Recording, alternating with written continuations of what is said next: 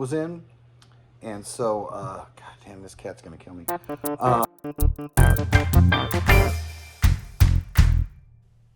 Howdy, howdy. Welcome to a Thursday Collection Connection, where we're playing that game. It's just an excuse to talk about records. Play the game with my brother, Plastic Eric, from the Plastic Soundwave Cult channel. And you can play along and follow along by subscribing to both channels. So in Eric's last video, he talked about Cat Stevens, Catch Bull at 4. Cat Stevens is a little before my time, part of that kind of singer-songwritery thing from the early 70s. I think people like Nick Drake or Harry Nilsson, that I actually have albums from Nick Drake and Harry Nilsson, but there's something about Cat Stevens' voice that the fragility of it makes me think of Mandy Patinkin, supposedly has this really beautiful voice whenever he sings, but there's something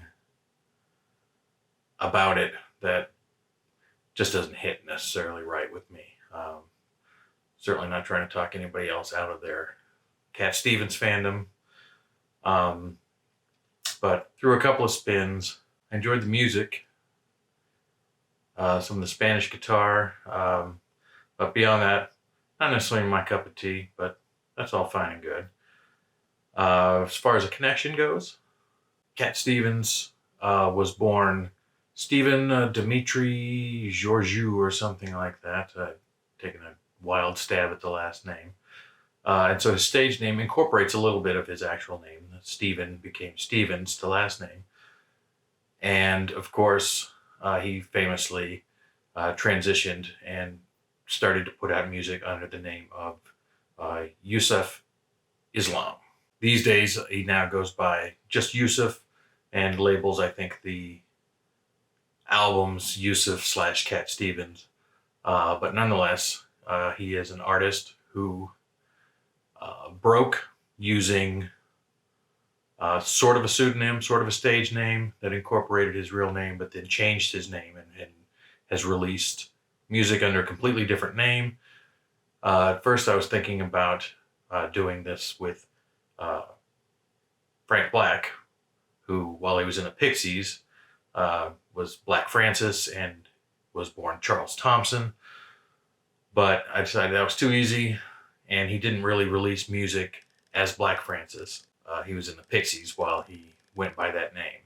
But somebody who meets the same criteria was born Terrence Trent Howard, and it makes me laugh that there actually became a Terrence Howard actor later on. But Terrence Trent Howard, who adopted his stepfather's last name, Darby, and added a little apostrophe, was his own creation, and first made the scene as Terrence Trent D'Arby, and around 2001 changed his name to Sananda Maitreya, I think, and now releases music under that name.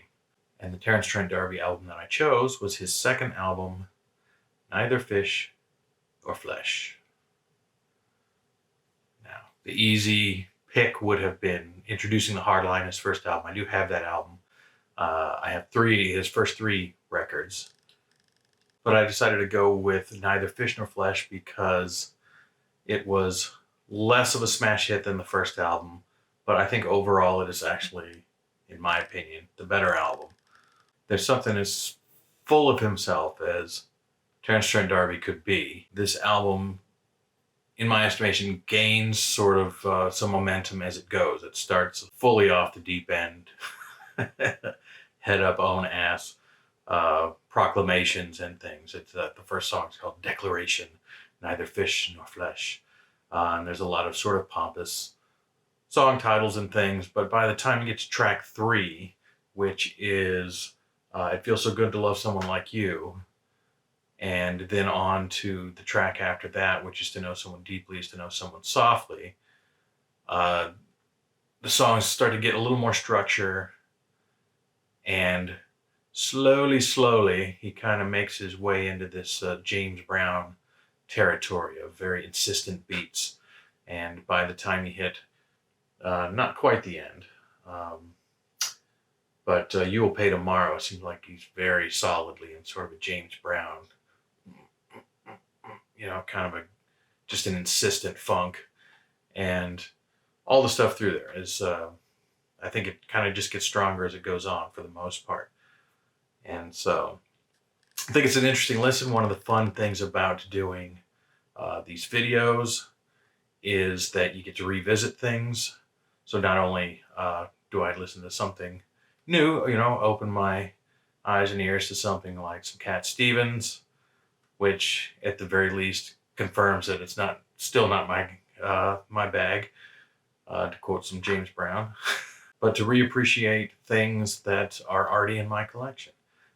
That just because of the sheer magnitude, the size of it, things kind of fall off your map. And so it was fun. I enjoyed listening to it several times over. There's a couple of odd points. There's a song called Billy Don't Fall that for 1989, which is when this album came out, probably felt like a progressive tune.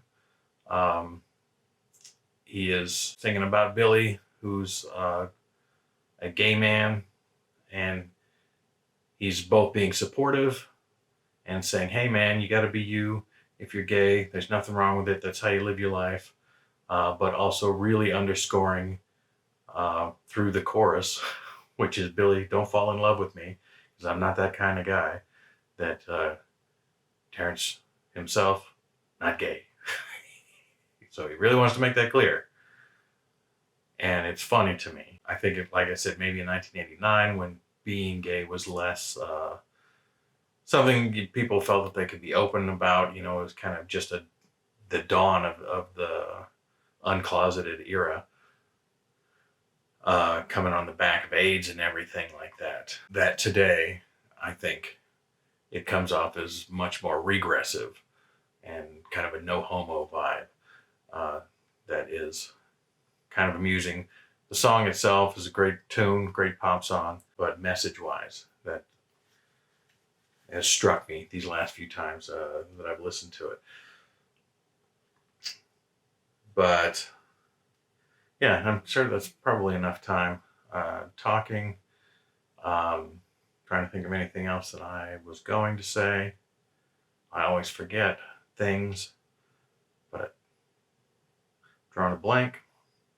So I will throw Terence Trent D'Arby's Neither Fish Nor Flesh, his second album from 1989, over to my brother Eric, and you can look for his response on his channel, Plastic Soundwave Cult, on Monday, and pretty much every Monday. He's taken a saying lately that my stuff is the other half of his content. I would say based on view count, his stuff is the other 3/4 of my content. And you can look for me again next Thursday with my own collection connection. Until then, and until next time, I thank you for watching. Bye-bye.